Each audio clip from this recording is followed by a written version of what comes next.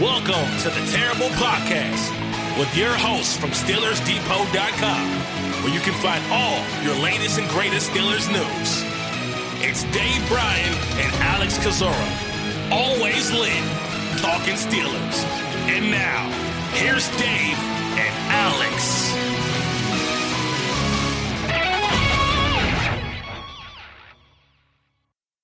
Welcome to the Terrible Podcast, Season 13, Episode 116. He's Dave Bryan. I'm Alex Kozora, SteelersDepot.com. Thanks for being back with us here this Wednesday, Steelers Nation. And, what's the phrase? There ain't no party like you. How's it go, Dave? I'm thinking about this on the fly. I should have prepped this better. There ain't no party like a Pittsburgh Steelers party because a Pittsburgh Steelers party don't stop. I mean, it has been I'm working on it.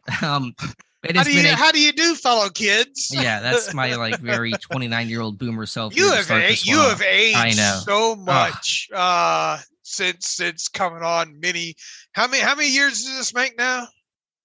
For me? Yeah, how long? Coming up on 10 in August. I think it'll be a decade. Yeah, boy, you have aged. You really have, and you're not like even that 30 dude, yet. like Saving Private Ryan, where he ages over time at the end there. Like that's me right now. Yeah, but anyway, So just to recap, it's been busy. Yeah, I am tired. I am very tired right now. But April 18th was the 15th year anniversary of the Steelers Depot first post entitled "Hello World," and on April 18th, 2023, the post of the day is "Hello Allen Robinson." Now apparently close to becoming a Pittsburgh Steeler, taking a physical in Pittsburgh on Wednesday, and assuming he passes that, a trade will be completed between the Rams and the Steelers. So the Steelers party, Dave, does not stop. This is from before your time as well, too. The old Simon and Garfunkel, instead of Mrs. Robinson, Mr. Robinson, cuckoo-ca-choo, Mr. Robinson. The Steelers love you more than the Rams do now. Whoa. All right.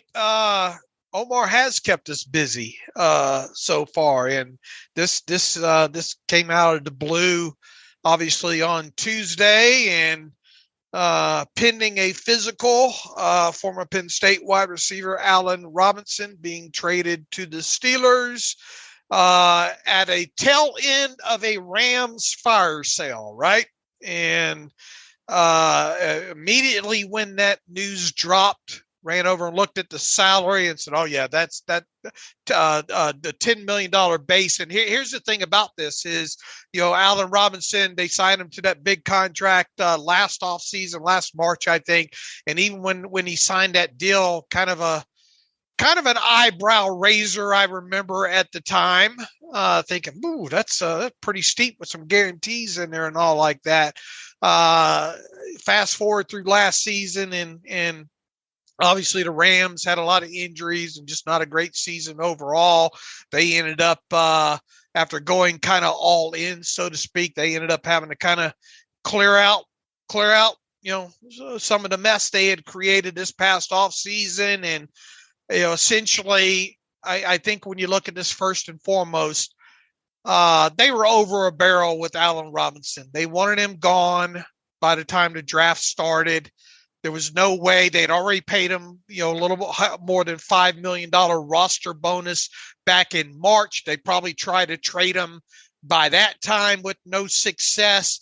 They kept sinking, more money into him, and they got to a point, I think, here with about a week ahead of the draft here, where they said, "We'll take whatever we can kind of get for them. The best deal we can get for them, whatever that thing looks like, we want to do, because we want to clear up a little bit more salary cap space if we can, and just be rid of him." And it kind of feels like Omar Khan kind of waited out this situation here. I don't think this happened overnight. Mm-hmm. I think this might have been kind of an ongoing thing here, possibly between the two sides. And Omar had a take it or leave it kind of offer on the table here. And the Rams said, "You know what? That's the best we're getting here. We're going to take it." So long story short, it took about an hour, I guess, for the details of this thing to come out.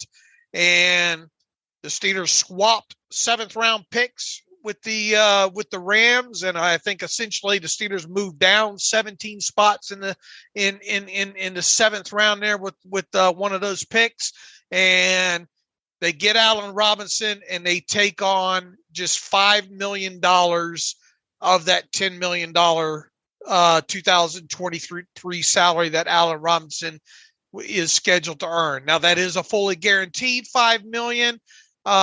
He comes to the Steelers also with a 2024 year intact, but it's not fully guaranteed. None of it's guaranteed. It's a $10 million base, I think, with another $5 million roster bonus next March.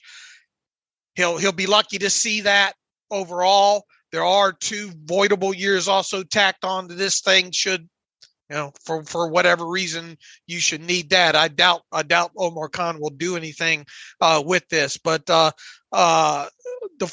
the facts here is you get a veteran wide receiver in that room in Allen Robinson, coming off of a not so great season in which he played 10 games and ended up on IR with the foot fracture there. He's had that fixed since then.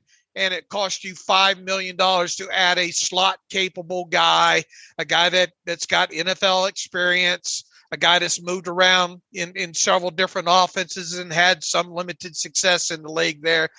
Other than, if you want anything, any complaint about this at all, there's some people trying to find different ways to poke holes in this. I get it. I would say if you're going to have a gripe about this at all, it would be that it's $1 million more than maybe he's worth, period. But if that's the biggest issue of a trade, then I think overall you feel, pretty good about it. I do want to just, before I get into my thoughts on Robinson, just go back to something from Monday's podcast, an error that I made, and I apologize for it. And you guys brought it to my attention. When I was talking about the draft capital to trade up from 17 to 9, I made reference to, having to send 32 and 49. That was incorrect on my part. I was thinking about a scenario that night before about a trade up to number 5 with Seattle. And so I had that on the brain. It would not take 32 and 49 to go up from 17 to 9, probably just take pick number 49. So I wanted to correct that here off the top of the show. But to go back to Allen Robinson, yeah, I mean, I knew that Pittsburgh was not going to trade much for him just based on the Rams clearly just trying to dump him and whatever salary that they could. But even I thought it'd be more.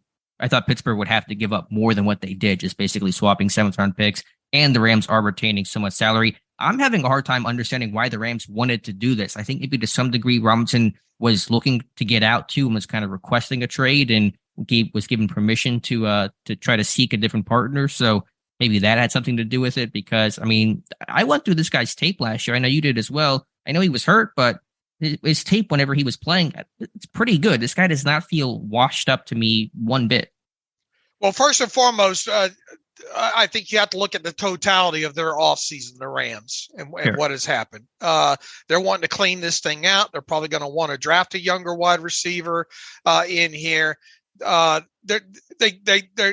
kept throwing. They were tired of throwing, it's a sunk cost, kind of thing here. If they can recoup $5 million in salary cap space at this point and upgrade a 7th round pick instead of the only other option they probably had here was cutting him. And they just couldn't keep him. I mean, obviously they could. Obviously they could, but I think the writing was on the wall. They were ready to move on from that bad investment that they made. I mean, this guy's not worth $15 million. No, no, he's not.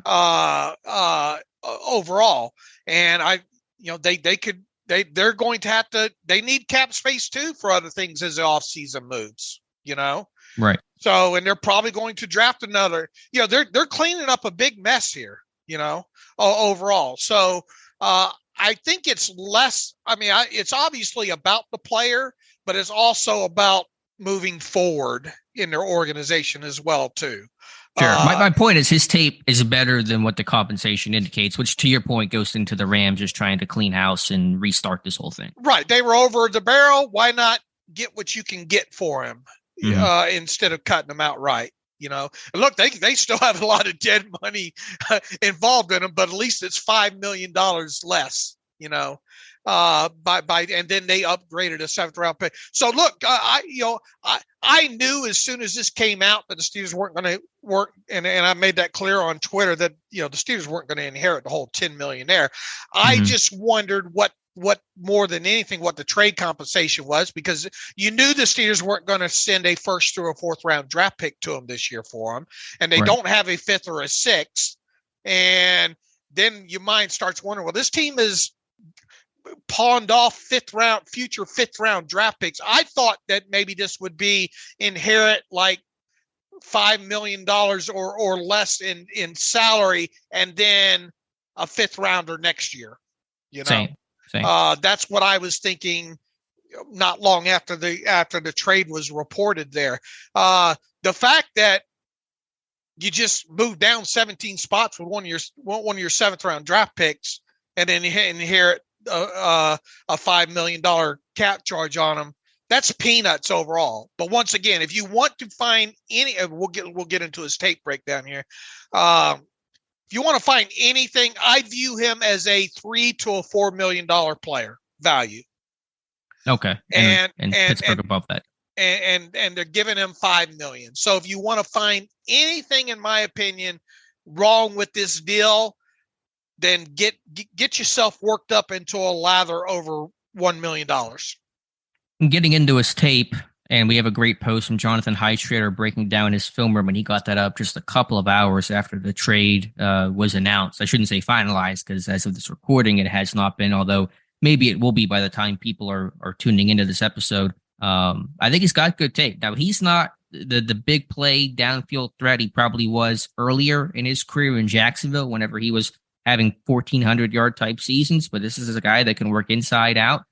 Played about a third of his snaps in the slot last year and probably will do so even more in Pittsburgh this year. He attacks the football. I think he's a pretty good nuanced route runner. He's got a great release package. He's tough. He's combative in terms of those, over the middle combat catch type situations. He can block. He's not a super bursty explosive. The speed's not really there anymore, but I think his tape is rock solid. I think he's a good possession receiver is my takeaway here. And let me throw I went back and watched every snap or every target, I should say, of his from last season, along with looking a little bit at his blocking and stuff like that. Let's see here. I can tell you that 19 of his 33 catches last season came between the numbers. Okay. 3 of those 19 came between the middle of the field hashes. So you got a guy that can work to the inside of the field. And I'm sure you saw him. There are a couple of nice contested catches, a couple of outside the frame catches in here. What did he have? 1 or 2 drops last year? If that, 1 for sure, maybe 2, I think, didn't he? I don't know the exact number. I didn't really see much on tape, but 1 or 2 sounds right. Let's see here. What else do I have on him? Looking at his receptions by route. You ever heard of this thing called a slant? You pronounce is it a hard T or soft T? I'm not sure. It's a hard T, a slant. Okay, slant. Evidently, this is a route that receivers run. Okay. 7 of his catches last year and obviously we're having fun here. 7 of his catches last year. 7 of the 33 were on slant routes, 8 on curls. What's a deep cross too? 4 receptions on a deep cross, 3 out route receptions, 2 digs, 2 fades, 2 post, 1 screen, 1 over route, 1 back shoulder, 1 double move, and 1 broken play receptions. Now they did, even though these are completions, they threw them a lot of, especially in the red zone, a lot of fades, right? And a lot of back shoulder stuff toward the sideline as well, too, if you want to include incompleted passes in this. You don't see him, once again, you don't see him stretching the field vertically, like down the seam, those kind of things. That's not his game.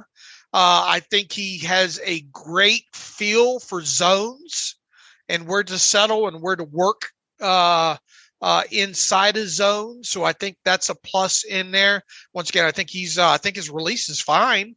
His initial release, especially against press in short area, I think he can get himself open off the ball that way. He's not going to be a guy that wins vertically for you.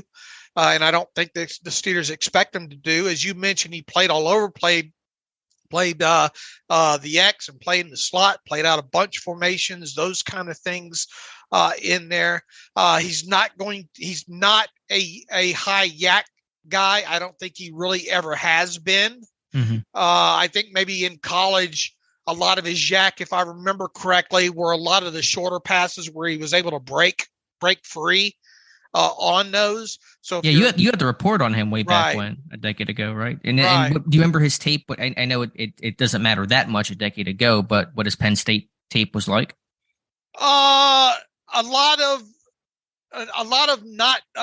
I didn't like a lot of the way he body caught, and I think he's cleaned some of that up at the NFL level. I remember notating some body catches. I remember some body control kind of issues, and I think some of that's still kind of evident on those deep back shoulder kind of down the sideline type stuff. I think some of those things are still evident. He's not going to be a guy that catches a lot of balls more than 12 yards past the line of scrimmage, especially outside the numbers, I don't think. Right. But I think you can still use them for some fade type stuff inside the red zone. I think he's good in short area stuff inside the red zone. He's just not going to be a guy that's going to deliver you a lot of explosive plays, period. Sure, not anymore. He was that guy earlier in his career, averaged 17 yards per catch his sophomore season. Not that guy anymore. He's going to work short. He's going to work intermediate. As you say, he's going to find soft spot against zone, work leverage, create space at the break point with some of the nuance in his route running, but not going to be an overly twitchy, explosive, run away from a bunch of guys, bust off the 60-yard run kind of a thing. So really, in a couple of words, he's kind of an older Juju in terms of the way that Juju was used his last couple of years in Pittsburgh, more so than his early. Yak. Yeah, minus the yak. But I'm talking like, the last couple of years and maybe not quite as tough physical, push the pile forward. But in that similar vein in terms of possession type, nuanced player, has size, can block, will attack the football. I mean, there's just some baseline similarities there. And I think he's going to be good for that room overall, right? Because you got 2 second-year receivers in George Pickens and Calvin Austin III. We'll see what this ends up doing to the draft. We'll have that conversation here in a moment. But this, to me, is a guy, and look, he's not going to play 1,000 snaps for you, right? Mm-hmm. Sure. He's probably going to be anywhere from, if he stays healthy, from, I don't know, 500 to 600 snaps, probably ceiling with him. I think he can be a 45 to 50 catch guy maybe for you as a ceiling. And I think that you hope for somewhere around a 10 to 12 yards per reception as a high end number for him as well. Yeah, and work in red zone, improve this red zone offense. You got a lot of size for inside the 20 now with Freiermuth and George Pickens and now Allen Robinson, and you beefed up this offensive line, and the run game should be better. You got big guys in Najee Harris, and so got a lot of size, hopefully for some low red zone action. The point that you just made, I think, is a really critical and underrated one, and I have my terrible take about this today in terms of what Robinson will hopefully bring the locker room, the wide receiver room, a veteran, 29 years old, going into his 10th year, has been at the highest of highs, some great seasons, some tough seasons, injury, dealing with poor quarterback play, frustrations, good times and bad. And so I know that the receiver room that Pittsburgh had with Deontay Johnson, George Pickens, there's experience, there's snaps there, and Deontay was trying to assume that leadership role last season. But I really think getting a veteran like Robinson, who has a good pedigree, can show these guys, especially Pickens, especially, Calvin Austin, just, the way to go about things, because he has the pedigree, the resume to warrant being listened to, is going to be really critical for that room. So it will take Robinson some time to obviously get acclimated with the system and get comfortable before you can really be an effective leader. But just having that veteran guy, something I've wanted this team to do all offseason, didn't think I was going to get my wish, and now I have with the addition of Allen Robinson. Kind of a Jericho Cotchery feel to it a little bit. A little bit, yeah. I mean, just in terms of like where they're going to win and how they're going to be using this offense, I think body types are a bit different. You know, I'm talking leadership, a bigger guy. Yeah, leadership for sure. But I think even for Robinson, because he's this high end guy that's had some great NFL seasons before, you really come in with that strong resume of, hey, I've done this before. I've had these really high end elite number type years, and so people should listen to me or watch me work and those kinds of things. So. That's one part of the trade. It's a smaller part, but I think it's a really important one to tie that room together. Yeah, I agree. And what this allows you to do is continue to bring Calvin Austin III along slowly. You can mix and match these guys as slot guys specifically. If at some point, now he's not going to be nuanced to just slot, I don't think. I mean, he's played some X. You can move some. You got a guy that's versatile, that's been in several different offenses, that knows the route trees, that knows concepts, that allows you to take all those guys that are currently on this roster and move them around how you seem fit.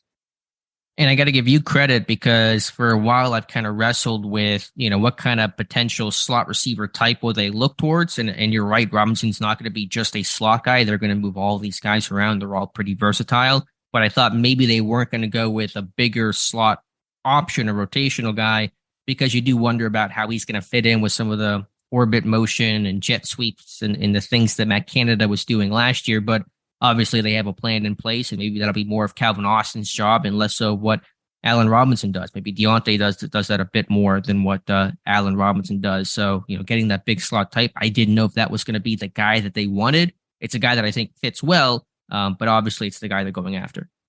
Yeah, look, is this a huge needle mover addition for the team overall?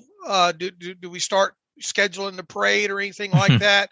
No, but to me, for the cost and what they had to give up, it's a good addition to the room. And now let's move forward and talk a little. Do you have any? I mean, as far as his blocking goes, he's ranked top 10 on PFF from last season in something like 130 or something run blocking snaps or more league wide. He finished in the top 10 of that. I didn't come away thinking you got Hines Ward here. I think it was more than adequate, though. I mean, the Steelers obviously, have like their wide receivers to be physical in the blocking game, especially those guys that can play in the Y and stuff like that. It's more than evident there. He's a more than willing blocker. He knows how to stalk. He knows how to crack down. The effort is really, really there. Calling him a top 10 blocking wide receiver in the NFL overall might be a little rich overall from what I saw last season alone, but I don't know, top 15, top 20. I can be twisted into that quite easily. So I think that's an aspect that this team needs as well, too, especially if they're going to try to run the football more effectively in 2023. So I like that aspect of his game as well. Once again, doesn't look like he's got a huge drop history. Route running. The biggest thing is can he get past this foot fracture from last season? Right. And if there is one kind of concern, Pittsburgh's added some of these guys that are coming off injuries, especially foot injuries, Cole Holcomb and now Allen Robinson, and might have been somebody else coming off of IR that I can't think of right now. But just a couple last thoughts on Robinson. I think another reason why Pittsburgh made this move, which really surprised me, but maybe it shouldn't have, because this wide receiver class, there's some depth to it, but it's not a particularly great wide receiver class. And with other needs to address on this team and corner, offensive line, safety, defensive line, etc., put those resources elsewhere, although we'll probably discuss about how this changes the landscape of the position when it comes to the draft here in a moment. Other thought too, and this was kind of the running joke throughout Robinson's career, just he was always playing with bad quarterbacks, guys that were struggling, guys that were young, guys that didn't pan out, whether you're talking Blake Bortles in Jacksonville, Mitch Trubisky and Andy Dalton, Nick Foles in Chicago. Finally goes to the Rams last year. You think, okay, he's going to get to play with Matthew Stafford. Stafford's hurt, Robinson's hurt. They got Walford and Perkins and all those guys in there. Just never had that good situation of a good offense, good quarterback play. Obviously, Pittsburgh's offense has to ascend and be much better than what it was last year. But, Kenny Pickett, not that he's, Josh Allen or Patrick Mahomes yet, but hopefully it's going to be some of the most consistent, steady, known quarterback play that Robinson has truthfully really ever had in his career. Did you get the feel watching that tape from last season that the quarterback was under pressure so much, and and even Stafford, a lot of these throws, a lot of these incomplete. It wasn't high. There were a lot of low quality throws and timing issues. It felt like when it came from even Stafford to Robinson last year. Yeah, it was not a fun offense to watch. And I was going to make the joke when you said you went through all of his targets. That's probably a painful experience to go watch that offense last year. I'm sure it was especially with the way NFL Game Pass is set up now. Oh God, on Game Pass, yeah, that's like you should get a medal or something for that. That is a chore for sure. Yeah, so, what I had to do is in the old days you could search by last name and pull up the running list of plays and fly through. I forgot about that. How nice was that? Remember that? Why'd they take that stuff away from us? I don't know. I don't know. But it's because look, we have access. We have several different accesses to all 22. But other than pulling up each game in a regular all 22 file, you don't just click on a link and go to the play. The only way you can still do that is go to NFL Game Pass, and then so what I had to do is I had to pull all the targets, all the play-by-play targets. And put them in an Excel file, and then I had to go by game, and find the time I hit play. Yeah, that is not a fun experience. So thank you for doing all that. And I charted all that yesterday as well too. So but thankfully we have such a great crew at SteelersDepot.com right now. It affords me time to do projects like that. But 15 years ago you weren't doing that, right? No, 15 years later, here we are. Yeah, but was able to go through and look at all of his targets last year. But that offense was a mess, plain and simple, last year. So, and he only played in 10 games. Thank God he didn't play in 16, 17 games and have 30 more targets. I'd still be doing this right now. But I think for what he was asked to do when the offense that he was in and overall, I don't think his tape was awful last year. Yeah, when I went in just knowing, okay, he's had the foot issue and the compensation is so light, I just thought the tape was going to be a lot worse. And obviously, again, he's not going to be the big play guy that he was. He's not going to take the top off. He's not going to work the vertical game that much outside of the fades and the back shoulder throws, where I think, again, he really tracks and attacks the football well, but he's not going to run the 9 route and stack receipt or stack corners and get the 50-yard completion, but working I should say, more short, intermediate, and on some of those fades that are a bit more of the vertical nature. He's going to win in that way. He's going to, be a good safety valve for Kenny Pickett. He's going to get open. He's going to run solid routes. He's going to bring leadership. Nothing here that I'm seeing that's a big red flag, assuming that he's going to be fully recovered from that foot injury, which occurred in November last year. Still got a couple of months to get ready. He should be good for training camp. And look, we need to see the yak go up across the board in this offense in 2023. And he's a guy that not a great history of yak either, but you got to get the ball to, like their other receivers. You got to get the ball to them out in space. Overall, you can run these slot fades with him and stuff like that. Ball placement will probably need to be damn near perfect with him when it comes to some of these slot fades more towards the sidelines.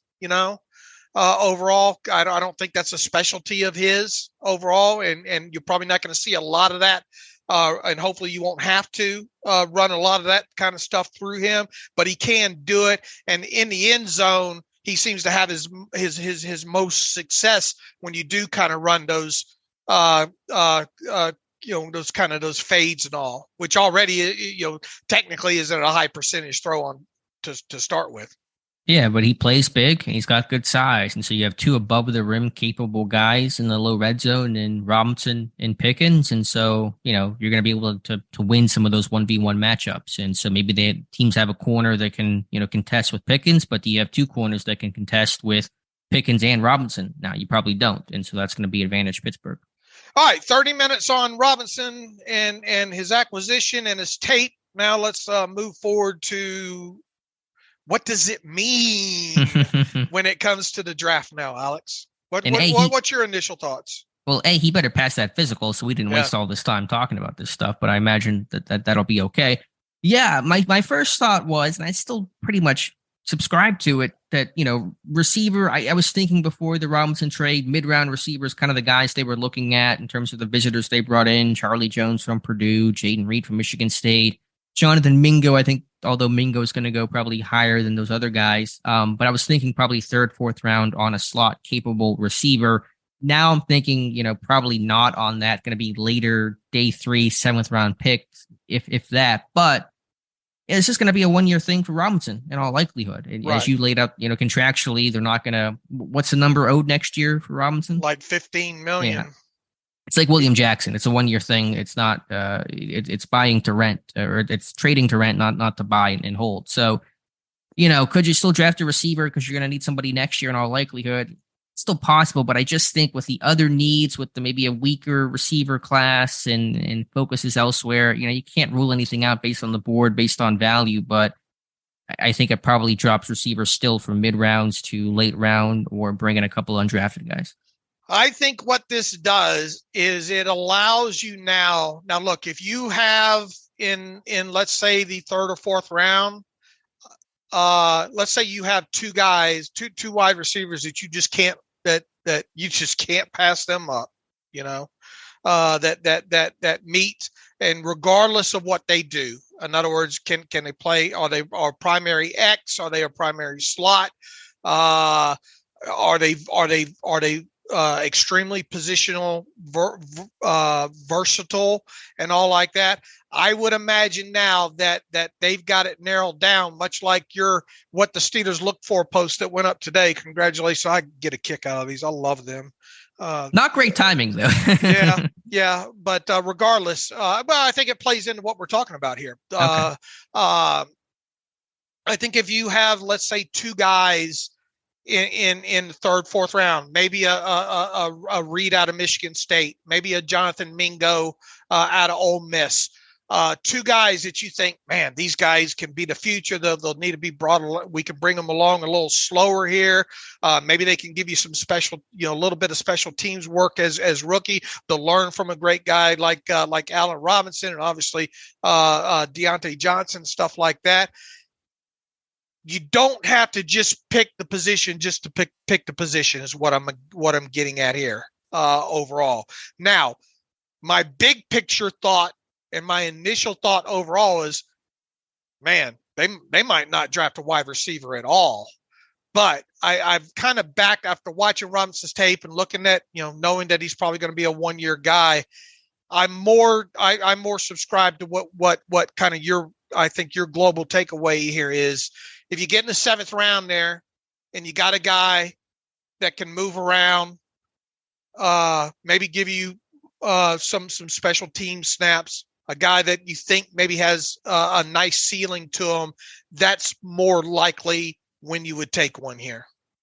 Sure. And really 7th round, last couple of picks, you're not addressing needs. You're not saying, what do we need? You're just saying what's talent, what's available, what guys do you think we have to draft, because we probably won't get them as undrafted free agents. And so that's kind of the mentality you take in that 7th round.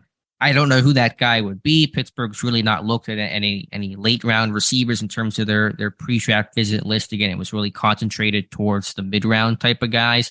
So I would just say, broadly speaking, if they do take a receiver, it's going to be day 3, 4th round at the earliest, but probably more likely something in the 7th round if they do at all. Just because you have your top 4 now in Deontay and Pickens and Robinson and Calvin Austin, Anthony Miller's in the mix, maybe Miles Boykin resigns, maybe an undrafted guy ends up emerging, something like that, one of these future contracts, at Des Fitzpatrick, whoever, probably gives you enough depth and comfort that you feel like you don't have to put a receiver in there who's going to be kind of buried in year number 1. All right, let me tell you what my hope is now. Okay. Well, first and foremost, go through what the Steelers look for in wide receiver post that you put up today. Yeah, it was kind of interesting. Only 2 receivers checked every single box, and our criteria had only slightly changed just to increase the 40 time from 4.57 to 4.55 after the Pickens and Austin draft picks last year. But only 2 receivers in this class of combine invites checked every single box. Ronnie Bell from Michigan and Jonathan Mingo from Ole Miss. And so when I made this pre-Robinson trade, I went, okay, that seems to really be fitting. They brought him in for a visit. Probably looking a lot less likely on Mingo right now. Many receivers were just 1 box away, including some guys Pittsburgh has shown interest in Bryce Ford Wheaton from West Virginia, Jaden Reed from Michigan State, and Charlie Jones from Purdue. But again, I'm guessing, and we'll see, but I'm guessing they're going to look towards more later round guys. And so this is probably less interesting, less useful than what it was 24 hours ago. But those are the numbers. I still think, though, if they do draft a wide receiver, it'll come from several of those names that you just rattled off there. Yeah, I mean, so you're talking still maybe 3rd, 4th round? Or where is Charlie Jones going to go at in this thing? He's probably what's a 4th, 5th round guy. If I had to guess, I don't know for sure. I would say 4th, 5th round on Charlie Jones. I mean, I think receivers do get traditionally pushed down, so sometimes guys fall. And he's a bit lighter in 1-year production, so. Could he be? If Pittsburgh were to require a 5th, 6th round pick, there's also that 100 catch criteria too that we talked about in the past as well too. How many career receptions does Charlie Jones have coming out? I mean, he had a big year last year. I think again, basically he transferred a couple times. I can look at his exact numbers. He was a big part of that Purdue. They passed a ton at Purdue. I was watching the quarterback Aiden O'Connell last night. Jones caught 110 balls last year. Has 149 career. Yeah, so it does hit that, but probably I'm thinking more 4th, 5th round on Charlie Jones. And what are you thinking on? And Bryce Ford Wheaton is a guy I keep coming back. There's 2 guys that I keep coming back to myself. If you're talking early round or later rounds, the middle round guy I've talked about obviously is Jonathan Mingo, right? Mm-hmm. The later round guy I'm having a hard time kind of gauge where he might go would be Bryce Ford Wheaton. Yeah, and Bryce Ford Wheaton more now because you don't have to be so slot specific, mm-hmm. Because he did play a lot of the X, and he probably better if he can make the transition. Well, he'd probably be would transition much better into a big slot at the NFL level, Yeah, or a Z type that runs vertically and catches some jump balls contested, maybe. But I don't know where he's even going to go. I don't either. Who's going to bet on the traits? How early will somebody bet on the traits? Again, that might be 4th round on Ford Wheaton is kind of my guess, but it really could vary because the traits are better than I think what the tape suggests. All right. I think that if they do draft a wide receiver, it's going to be one that we've mentioned a time or two throughout this draft process here. Of that list of names from the 1 box away, in terms of guys that, if you're talking maybe later 7th round, I could potentially see, I'll just throw out one of those names here, Tyler Scott from Cincinnati. He just missed in the weight by a couple of pounds. Late round guy, big play guy with the Bearcats. They looked at Ritter so much last year. Maybe Scott kind of got their attention then. So just to throw that out there is maybe a potential. I'm not even entirely sure where he's going to go, but maybe he slips into the 7th round. That could be a possibility. And this is a kind of once again, this wide receiver class, not top heavy, right? But okay throughout. Yeah, it's definitely not top heavy. There's some decent depth, but it's not as strong a class as we've seen the last couple of years. Okay. All right. Anything else? Maybe Scott, and I'm looking, Scott actually might end up going higher. I'm kind of seeing some of the numbers on him. So I might be off on that. There's 2 Cincinnati receivers. I might be thinking of the other one. So I'm not really sure who from that list, would qualify in terms of late round options. Who is that other kid that they were bringing in? We're going to bring in. Where's the list at? Who were the wide receivers they brought in? It was Mingo, Charlie Jones, Jaden Reed, Ford Wheaton. I think that was the 4. There was no reported scheduled guy that didn't end up coming in, to my knowledge. What was the one? Was it a North Carolina State kid or Thayer Thomas at his pro day when they met with him? Yeah. He's probably more undrafted. Yeah, late. Yeah. That's a late round undrafted guy. Late. That was the one I was trying to think of. What school was that? NC State. You're right. NC State. Okay. Yep. All right. Anything else to add about wide receivers here while we're talking about it? I guess just one last look at the list in terms of the one box away. Antoine Green from UNC. He's a guy that had some injuries, late bloomer, height, weight, speed kind of guy. Kind of like Ford Wheaton, not quite as freaky, but kind of in that similar mold, contest catch, back shoulder type of guy. I put a late day 3 grade on him. But anyway, so pushing off of that with the receivers, again, if it does happen, if you made me answer that question, how does this impact where Pittsburgh may take a receiver? I would say day 3, if at all. All right. With maybe the less likelihood of a wide receiver going in the top 4 rounds to the Steelers now, might I interest you in a blocking tight end? I'm in. And I guess we'll use that as a kind of a segue a little bit to talk about the pre-draft visitors that the Steelers had in on Tuesday. Yeah, the final 3 came in, and we know that for a fact because no visitors are coming in today. That's the report, which they really can't because they're at their 30, unless somebody was coming in locally. So we know the complete list of 30 names, which is very exciting. First time that's happened in several seasons. So the 3 who visited yesterday, the 2 Darnells, Darnell Wright from Tennessee, the offensive tackle, and Darnell Washington, the tight end from Georgia. And also I'm going to need to take a break, take a shower again. And then also quarterback Clayton Tune from Houston. And so it was Tune, Wright, and Washington. Obviously, the attention here is being paid to Darnell Wright, potential looking likely first round. You thought he pick. might be brought in. I was thinking it didn't make sense that he wasn't being brought in because of the interest, because I knew that this guy had a ton of visits lined up. I was like, what is going on with this guy? So that kind of validated that thought. And then Washington, we've talked about that, you and I, on live streams and in emails so much. And I thought, they've not shown a lot of interest there, but the visit happens and it's like, okay, is this for real? Does this have a real chance of occurring? Well, what's your thoughts on the possibility of that happening now?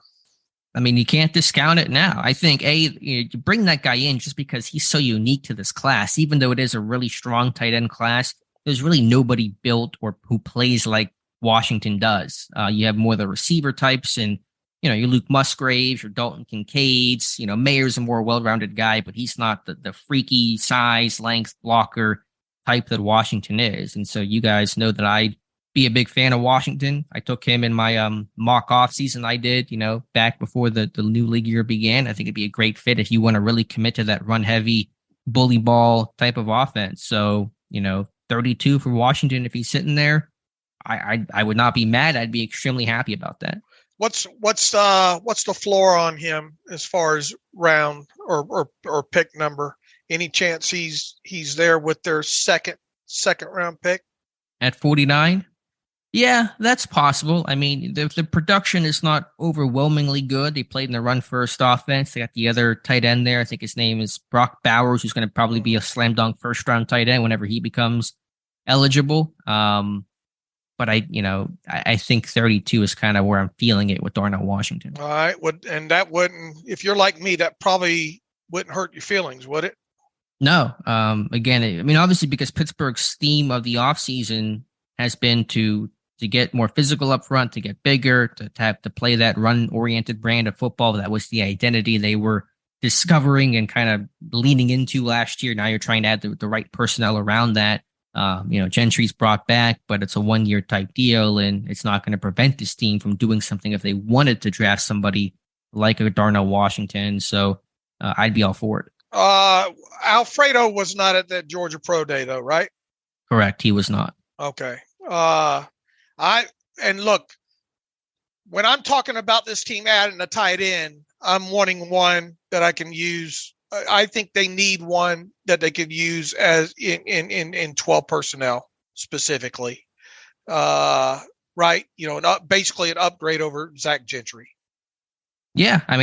Gentry has the size, but I made mention several times. I think his blocking was not nearly as good as it was in 2022 as it was in 2021. And so you saw a step back there. And so, Washington doesn't, he's not quite as tall, I guess, but in terms of like inline blocker, you're not going to find a tight end in terms of like first, second round caliber that good really ever. He's a really unique kind of guy. And when it comes to those kind of tight ends that we're talking about, there's really only 3 or 4, maybe 5 in this class that you would think that they would have interest in. Yeah, and the other guys, again, like, you got late round guys. You always get a couple late round tight ends that can block and Got do that inline work. Schoonmaker in there in the middle round guy Yeah, now. that's true. Alfredo Roberts was at that Michigan Pro Day. True, but in the past game, like, can you make the plays that Washington can? And in Washington, it's not this, crazy vertical threat, but just in terms of break tackle, run people over. I think he's a good athlete. You see him in the Oregon game, hurdling Christian Gonzalez. I mean, this guy's got some pretty freaky plays. Obviously, tested off the charts. Just in terms of overall makeup, he's kind of a one-on-one player, even in a deep tight end class. And then the other ones that we've talked about were Kuntz and the North Dakota State kid, right? Yeah, and then you're getting into some later round stuff. And is Kuntz even regarded as a good blocker? I truly don't know. I have not. I mean, it's not and that's why I view him more as a late round guy. I think he's a more one-to-one comparison on with maybe a better ceiling, a slightly better ceiling than Gentry. Okay, he seemed like a traits guy, athletic guy, but just like pretty raw and kind of still a lot to work on, as you're kind of alluding to. So, Washington's that unique body. And so, it's possible. And again, Pittsburgh's identity's been built around running deck out of the football, being physical, kind of counterculture to all these high-flying passing attacks. And Washington would be a very good step in that direction, knowing that's the direction Pittsburgh wants to go. Ahead of this trade happening with Robinson, I as much as I would like to see the Steelers get a blocking tight end in those first 4 rounds, I didn't like the probability of it. I think the probability's gone up now. Yeah, but if it is going to be one, then I guess Schoonmaker in like where's he projected to go? Like probably third or fourth. Yeah, I would think. Okay. Yeah, we'll see. I mean, it's one of those things we'll have to throw in. It's kind of a last second curveball for us to consider. All right, and good to see him bring the other Darnell in as stated. So they've actually now had a couple of tackles in now. Worth talking about. What does all of this maybe mean? And let's throw back in some of the Peter King speculation that Steelers might consider, trading up, read into whatever that could, whatever you will. I did find myself kind of coming to the side now that I guess it's not impossible that this team go up and maybe not necessarily go get Carter like what a lot of the speculation has been, but maybe somebody like a Paris Johnson now. Does that open up? Does this acquisition of Robinson maybe, and who knows for sure, does it slightly increase the probability, I guess is where I'm going at? Maybe. I don't think this trade happened with that idea necessarily in mind. But it doesn't open you up more to the possibility of it, maybe. It doesn't decrease it, I'll tell you that much. That's obvious. I've said for a while this team, it was going to trade up. It would be I thought it was more likely they would trade up than trade down, both on the table, but because Omar Khan has been really aggressive this offseason. And I know that Robinson ultimately it's not like a big risky move to make, but it's still going out there and being aggressive and retooling this roster in a lot of different ways and in his vision. And so that theme may continue. He's talked about, if there's a guy we want, we're not going to be afraid to go get him. And we'll see if, that ultimately comes true. But short answer is, I think there's a chance they would trade up. And I think it would be for a tackle, whether that's a Paris Johnson or Broderick Jones, who they also brought in for a visit earlier this week. Those would kind of be the guys if you wanted that, potential stud, hopefully franchise left tackle. Okay. All right, and Clayton Tune, we knew for a while that he'd be coming in. Boy, that make you look smart 2 years in a row. I mean, you could really see this team taking a 7th round quarterback, right? I could, especially again if that model for undrafted free agents has not changed. If they do not pay out partial base salary guarantees and only signing bonuses, you will not get one of the better undrafted quarterbacks that way because they all get paid. Partial base salary guarantee. Carson Strong, a good example of that last year. I think he got like $250,000, guaranteed as part of his base salary. So if Pittsburgh knows that they're going to keep that old kind of antiquated model and they want that third quarterback and they do need that third quarterback, they could take, Tune if he were to slip. I think maybe Hall from BYU has a better chance to go a bit later or somebody else. So Max Duggan, Dorian Thompson-Robinson, I don't know if he's going to make it quite to the 7th round, although it's possible. It's tough to judge with those late round quarterbacks. So Still keeping that idea of a 7th-round quarterback in mind because I think it's a real possibility. All right. So yeah, I think just to go back to Darnell Wright, if they don't trade up for a tackle, I know that Tomlin Kahn not at that pro day, but they've shown a lot of interest in Wright. Weidl being there, Pat Meyer being there. Saw him at the Senior Bowl. He had a good week down there. It's really tested well throughout this process. Got experience. He's got versatility. I know he's kind of viewed as that right tackle. And it's a little bit messier in terms of how you make the pieces fit with a right tackle than a left tackle in Pittsburgh. But, they're really checking those boxes on Darnell Wright. I think Brian Baldinger has Wright as his top tackle. He does. He's had a Trent Williams comparison, which to me felt a little rich. I don't think that Wright is quite as athletic on the field. I know the testing might reflect that. I don't think in terms of watching their balance and coordination in space, I don't think it's Trent Williams, but yeah, Baldy's a big fan of his game. And I think he has Paris Johnson as his 4th. Ooh. And he even thinks that he might be on the board at 17. Yeah, who mocked? Somebody just put Paris Johnson to 17 in the mock, I think, yesterday. I think Broderick Jones could fall too. The thing with Johnson and Jones is they're more limited bodies of work. They're 1-year starters. And I was going back through Broderick Jones' tape the other day, and he actually early in that season, he was being rotated a bit at left tackle with Warren McClendon because they were trying to figure out who was going to be their starting offensive line. And so, Johnson and Jones, they're really good athletes. They have upside, but there is, 1-year starting experience kind of working against them. Whereas with guys like Wright, you're seeing a bigger, broader body of work to judge. And then obviously there's Skronsky within all that.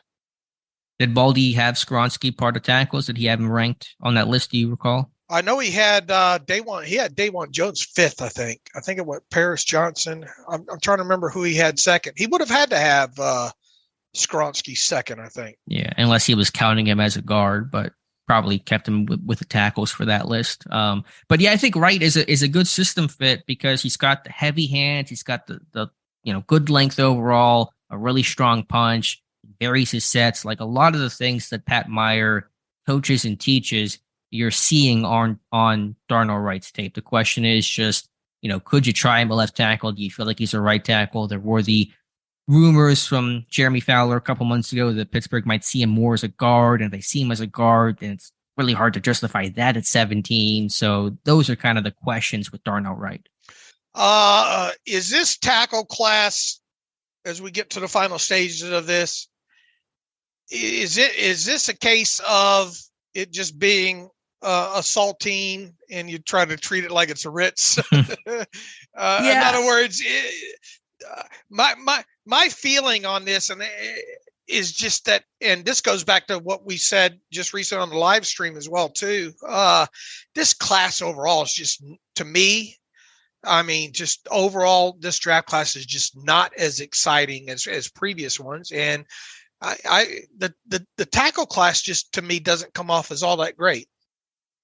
It's, again, like the whole class in general, the tackle class does not have like the stud clear, top 3, top 5 type pick. And so I'm with you there. But even if it did, like for Pittsburgh, it wouldn't matter. If there was a guy that was going to go 5th overall, Pittsburgh's not getting that guy. So I'm almost in some sense happy the tackle class is a bit more muddy because it might drop some of those names and give Pittsburgh some options at 17. So yeah, I think you're right overall. And I think the tackle, I think it's a clear tier 1 that drops off pretty quickly.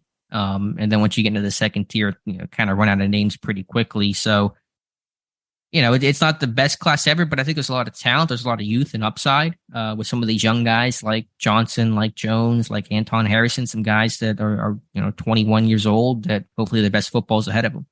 Was it Brandon Beane yesterday during his press conference that said there's only like 17 first-round grade guys or something like that? I forgot to go back and listen to that.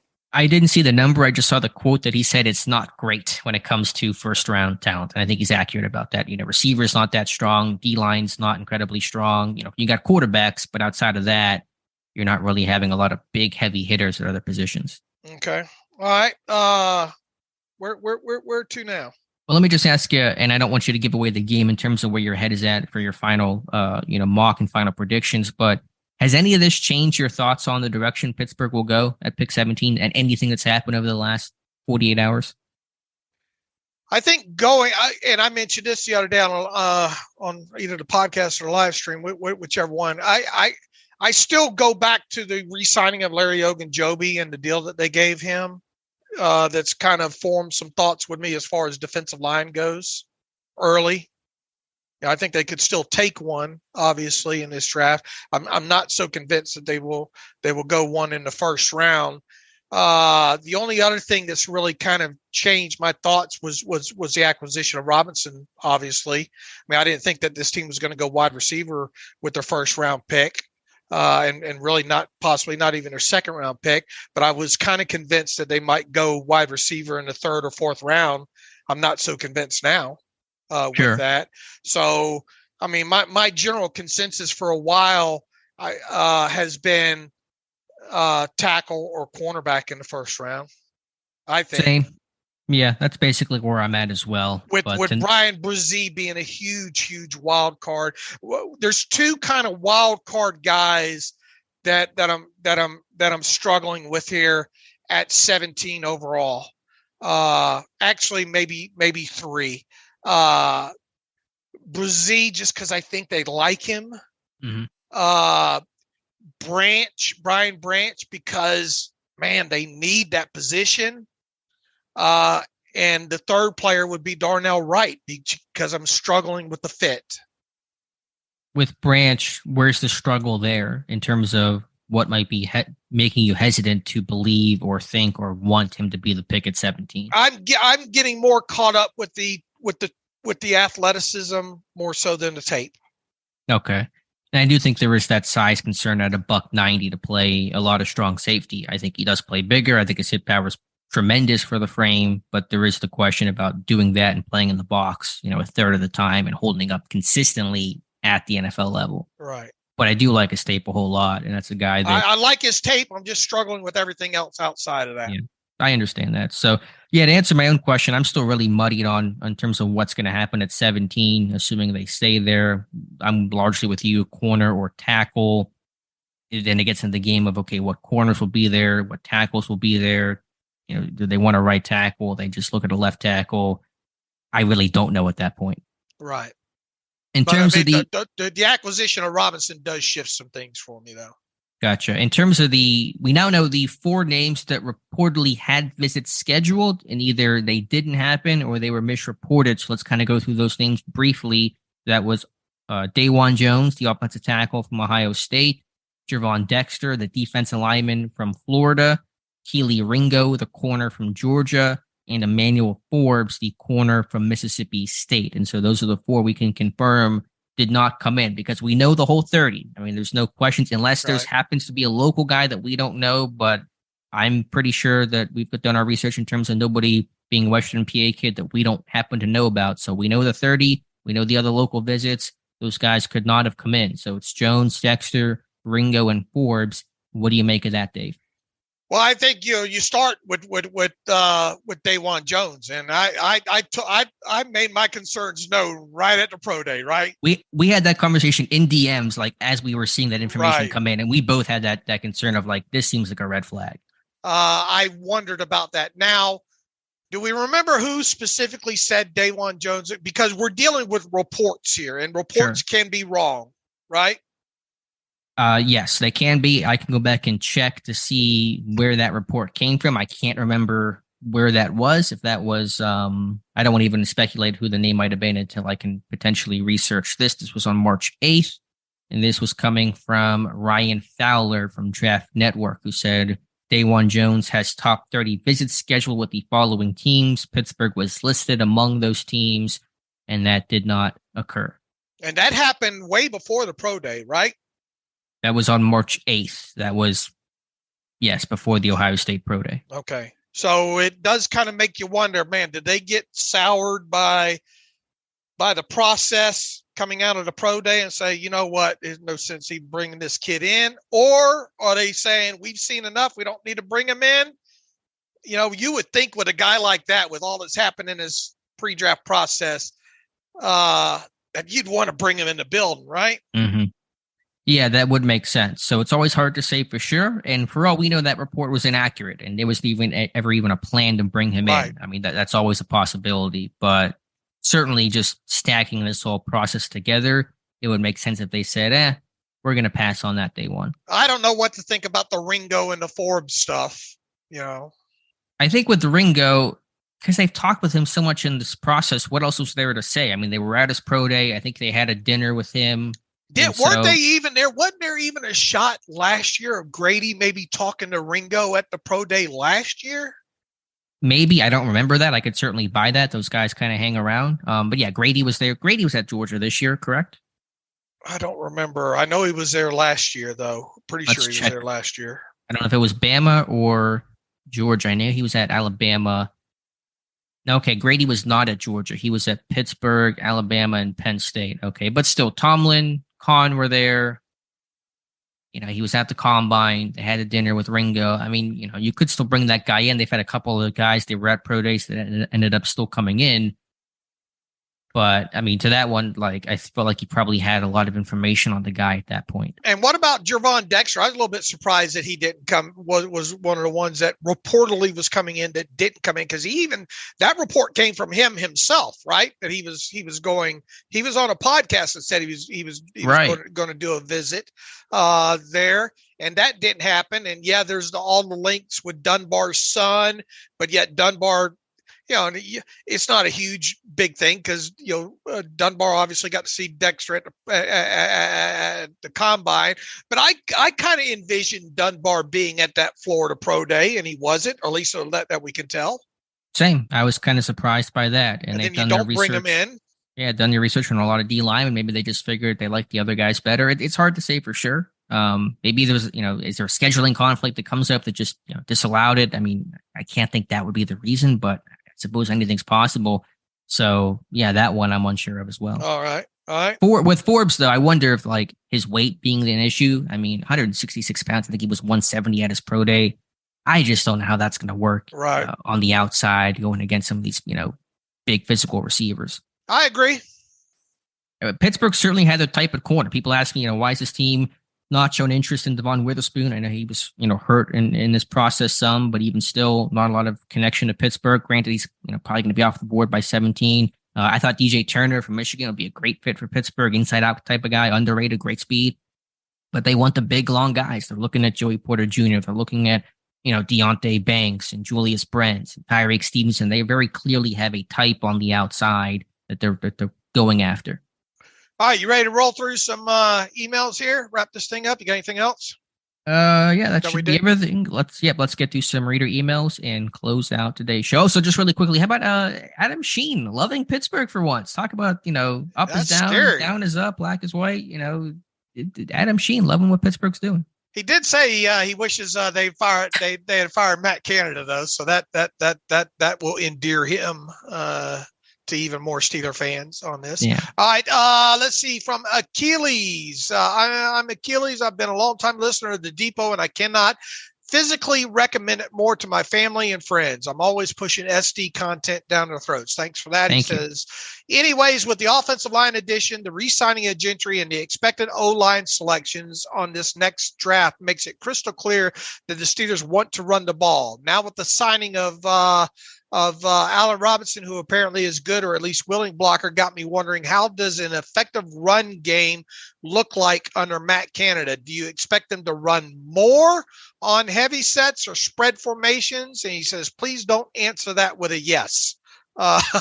He knows assaulting too well. Look, I mean, I think regardless going into this offseason, and then I think even free agency gives you the feeling that this team wants to and needs to run the ball better, first and foremost, with their free agent additions, with somewhat related to Allen Robinson, his blocking ability and all like that. The re-signing of Gentry, let's see what happens. Let's see, because I have said that depending on what that Gentry contract looks like, he's expendable if this team wants to address this position in a draft.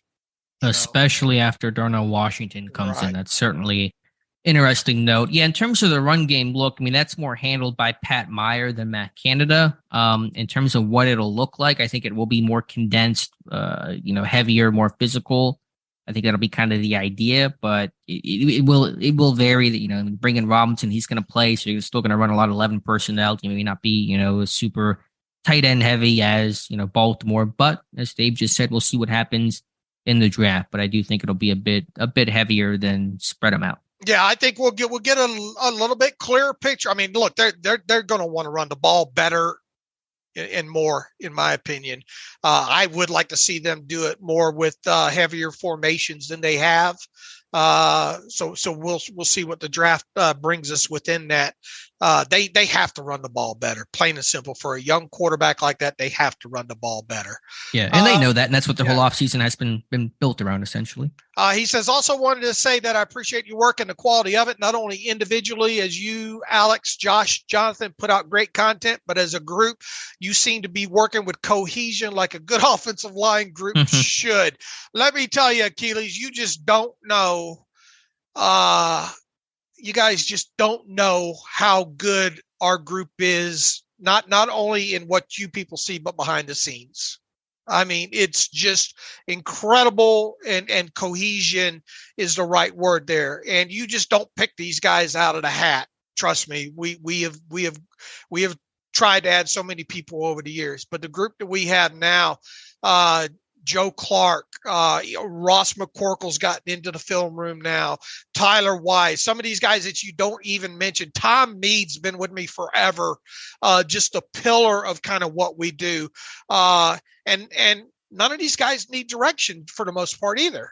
They just go about and get the work done. You add in somebody like Scott Brown as an editor to tie all this together. It's incredible.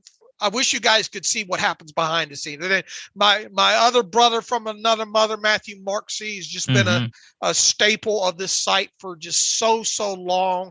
Alex and Matthew are like furniture. They just been in the house so long. And thank you for noticing all that, Achilles, because I can't do all this by myself at my age now, and trying to slow down and to have Alex and these other guys do what they do is just incredible. So thank you for that. He says, P.S. Thank you for talking more about the all 22 back when we were in season. Okay. Oh yeah. Thank you so much. Thank you for that email. Very, very kind of you to say, yeah, the team's been fantastic. The coordination and just the chemistry, and it is like an offensive line, I guess, just because you work together so long, you kind of know what expectations are and how things work and who's doing what. And the whole team has been just so valuable to us. And just echoing everything that Dave had to say there. Am I the couch with the plastic on it? If I was the furniture, what piece of furniture am I? Am I like one of those couches that you can't sit on without ruining? Well, Matthew would be that old smoking leather chair. Yeah, it just 100%. It fits perfectly right around you. Yeah.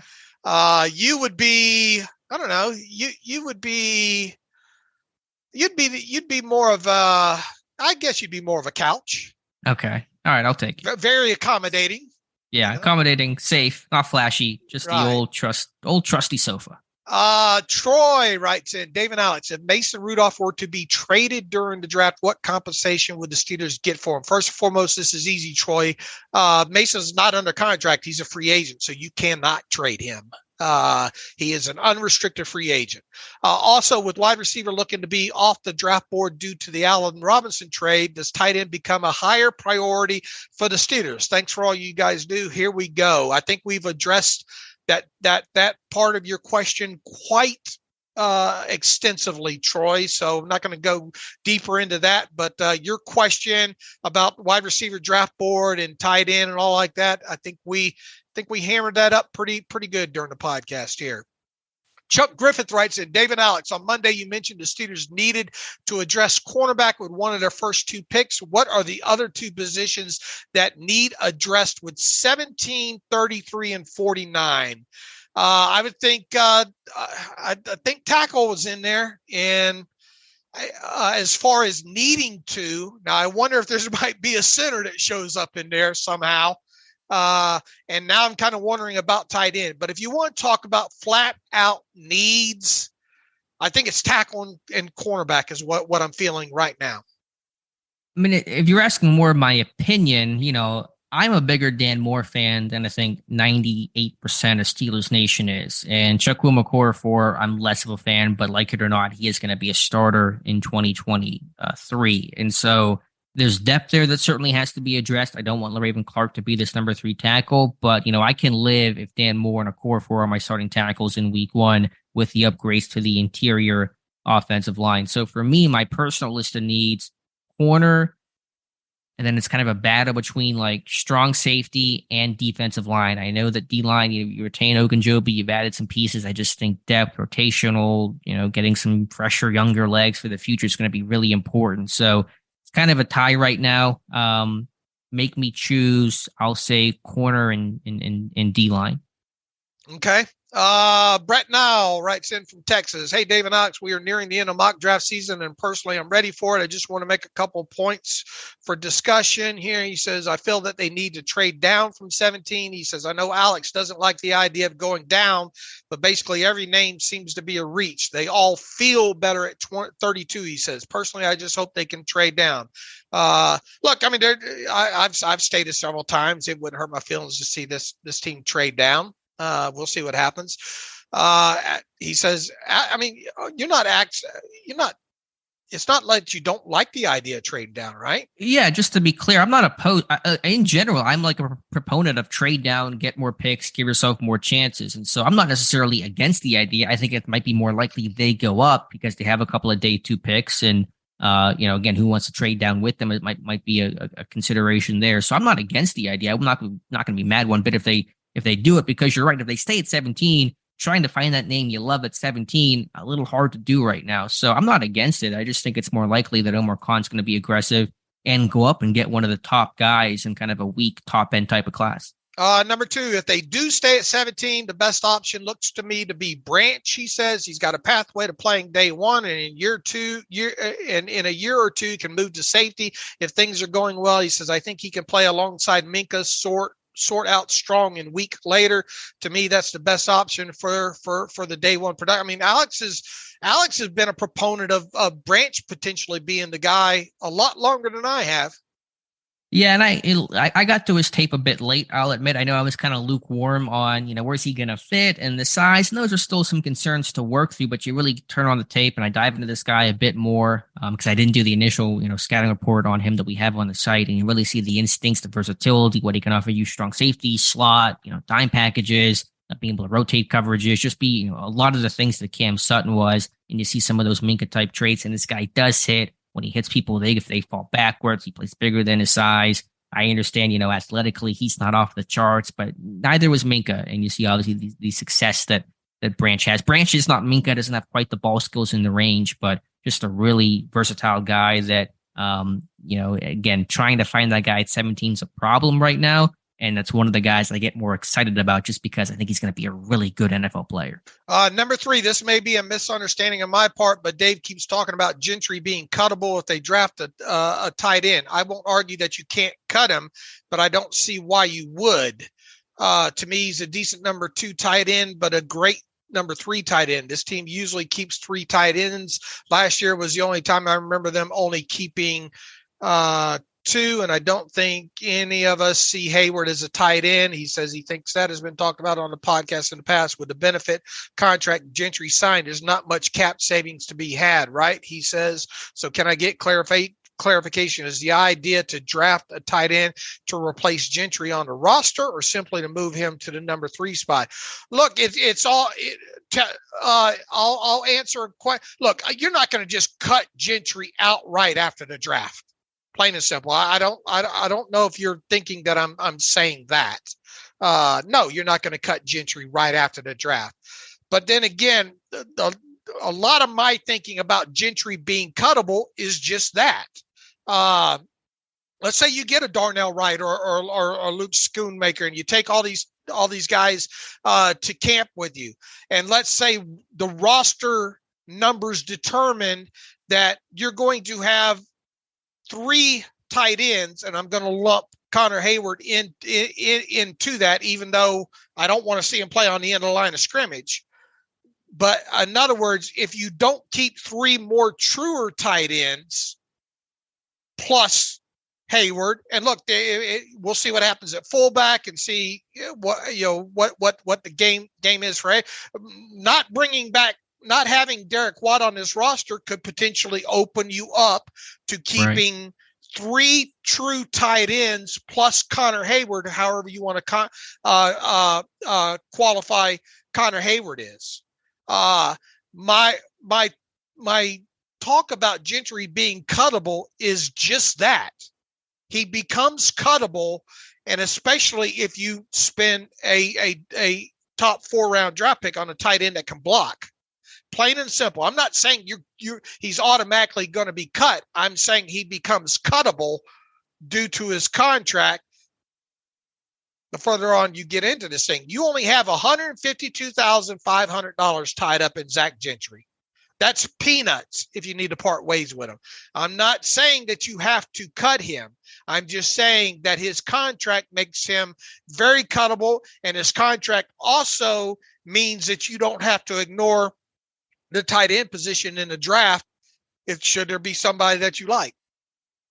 Right, but you're saying it's more likely that, let's say they just draft Darnell Washington at 32. It's more likely that Gentry's cut as opposed to him becoming the number 3 and Connor Hayward potentially being cut. Is that right? Your school of thought? Yeah. Okay. And it all becomes about roster construction after that. Sure, because what is Gentry offering you if you have Washington on your roster to handle that blocking role? So I think that's what the reader was asking. Like, do you see Gentry moving down a slot in the depth chart, or do you see him, potentially being cut? I can see both. Okay, I think if they draft, it depends on roster construction whether or not you want to carry 3 true tight ends plus whatever you want to label Connor Hayward as. Right, and your point that I was going to make was, because Derek Watt's gone, you could carry, technically 4 tight ends. Hayward being that 4th tight end, H-back, fullback, wear a lot of hats kind of guy, and so you may have that extra flexibility this year. If though hypothetically they were keeping only 3 tight ends / fullbacks and they draft Darnell Washington, I think it's more likely that Hayward stays than Zach Gentry stays. What I'm trying to say is that contracted Gentry, I wouldn't be purchasing a new house right now. All right, which I think he was, although I don't know where it was. I think it was back home in New Mexico. I think Pat Frymuth had said. But you're right. Your point is like his contract. If they wanted to cut Gentry for whatever reason, they could without basically any hesitation. Right. Eric P. writes in, "Hi, Dave and Alex. Happy belated I guess birthday there. Question: as far as trades go in the offseason, can a trade be treated like a cut on 6-1 designation as long as it happens before 6-1, or is a trade pretty much a done? Okay, I see where he's going with this. No, trades cannot have a 6-1 designation attached to them. Okay.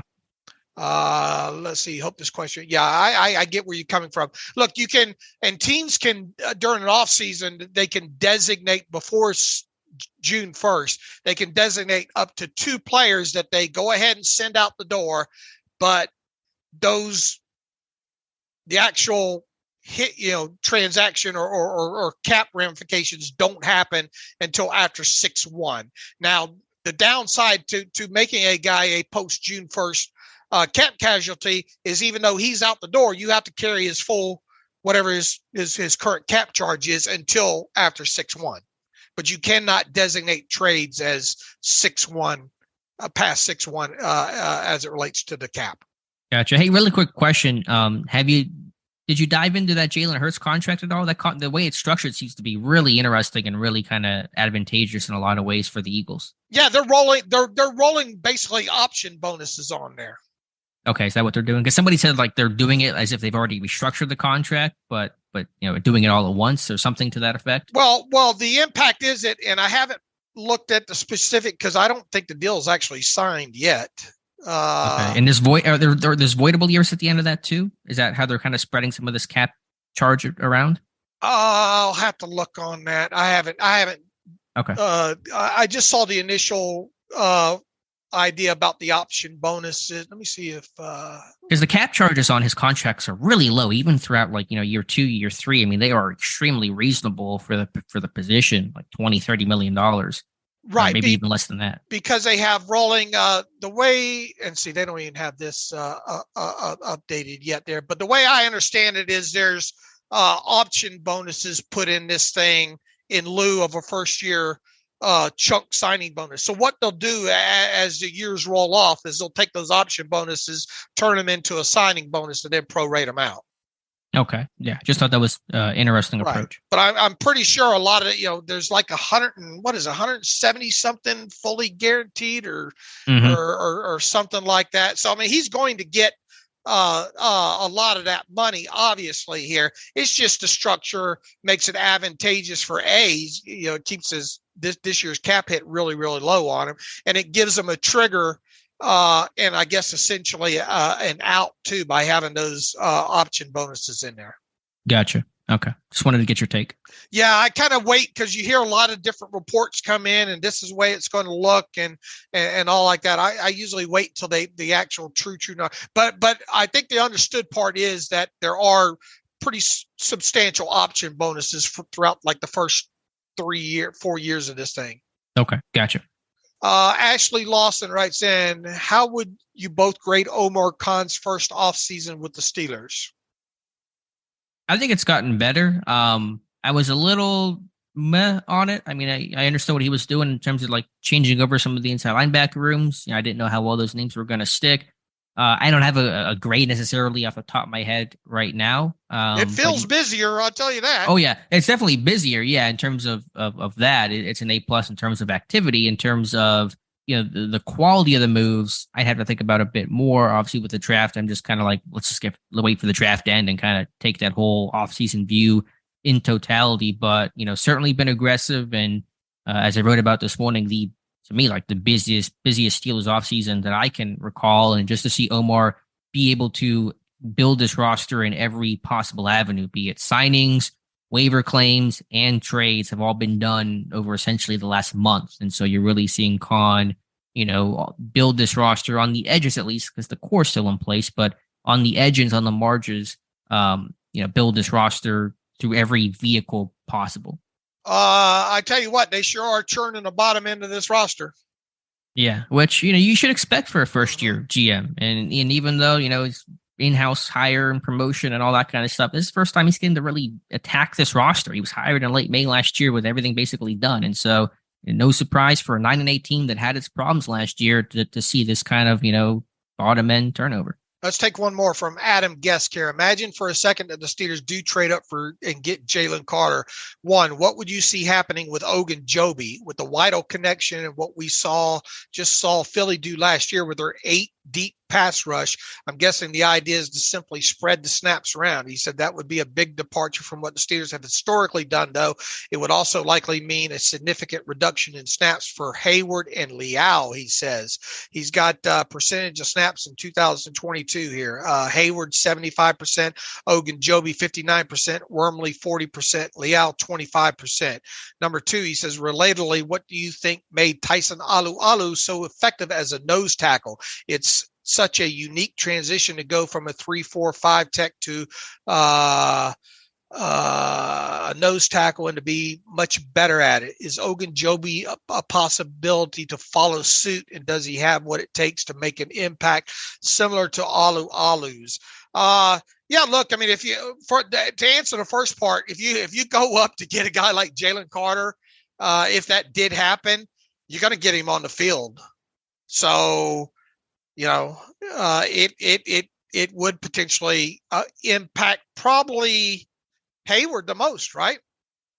It'd probably be spread out a good bit. I mean, he's going to be like a nose tackle in your base packages. I would assume Jalen Carter would be. So you'd have a front of Ogunjobi, Carter, and Hayward, and then obviously Carter's going to mix in sub packages and probably just rotate in behind those guys. So it wouldn't come at the cost of one guy. It'd probably be part of that rotation that, as the reader references, Weidl and the Eagles were building over there in Philly. As far as Tyson Alualu, what made him so effective? Look, I kind of wondered about that initially when he arrived. And boy, did he, once they made that move to him, what was it? His second contract, right? Yeah, he was playing more end. And then after Hargrave left, I guess, right? Then Alu kicked more inside. I really wondered about the decision to re-sign him on that deal. But what made him such an effective? No, I just think experience overall, and I think it was more of a logical move. His understanding and what they were asking him to do overall, and look, he had some good pass rushing snaps in there too. I mean, he was abusing some centers and some guards for a while, right? Oh, yeah. I think in terms of what made him so effective inside is the experience that you mentioned. Dude's a super hard worker. Like, that's always been the book on him. Like, great motor, great work ethic, and just technique. That's an example of technique overcoming maybe a lack of ideal size for the position. I mean, he's a guy that had great hands and great leverage and stayed on his feet, and was a coordinated guy that really honed in his craft. And so it's a guy that was a great technician with hands and hips and feet. And if you do that, you're going to be a good defensive lineman. Is Ogunjobi a possibility to follow suit? I don't see it. I don't think he's got the yanker. He's always been more that upfield type penetrator. He's a gap guy. He wants to get in there, and he's not as great against the run as he is as a pass rusher. And you kind of wonder how he would do overall against a run as a base nose tackle, I think. Listen, even Cam struggles at the nose. And if Cam's struggling there, then, sometimes it's just not the great fit. So, yeah, I don't see Ogunjobi doing the same. All right. I think we got a lot of this knocked out here overall. We're coming up on 2 hours here, which makes for a long show, and which we've been trying to stay away from those overall. But we understand with the draft coming, a lot of people have questions, and obviously talk about the trade. You talk about draft. Alex, tell these people one more time what you got coming up tonight. Yeah, I forgot to mention at the top of the show with the Robinson news, so I don't know how many people are listening the whole way through, but thank you if you are. Tonight at 7 p.m. Eastern Time, my Walk the Mock live stream draft part 2. It will be against just a computer. I tried to get into a room with other people. That just didn't work out, but we'll make it work. It'll be fun, so come join me, be my scouts, and help me draft for the Steelers. Again, 7 p.m. Eastern Time. Just search my YouTube channel, just search my name, and you'll find it there. All right, look forward to that. All right, without anything else here, we'll start wrapping up. You can follow me on Twitter at Steelers Depot. Follow Alex on Twitter at Alex_Kozora. Follow the show at Terrible Podcast. Email the show, theterriblepodcast@gmail.com. If you like what we do and want to donate to the cause, SteelersDepot.com. Hit the donate button, upright navigational bar. Also, if you like an ad-free version of the site, SteelersDepot.com. Hit the ad-free button, upright navigational bar, and follow the directions that way. Celebrated 15 years yesterday, and can't thank all of you enough for the support you've given the site over the years. This thing has grown just beyond what I thought it would be. And obviously my right-hand guys, Alex Kozora and Matthew Marksey, have played a huge part of that, and I can't thank them enough. But 15 years down, I'm not going to promise I'll make it 15 more years, but maybe Alex and Matthew and the rest of the guys there. But I just can't thank everybody enough for the support over the years. It's been a fantastic ride so far, and no plans on walking away just yet, especially with my health coming back in order here. So with that, as always, thanks for listening to the Terrible Podcast with Dave and Alex.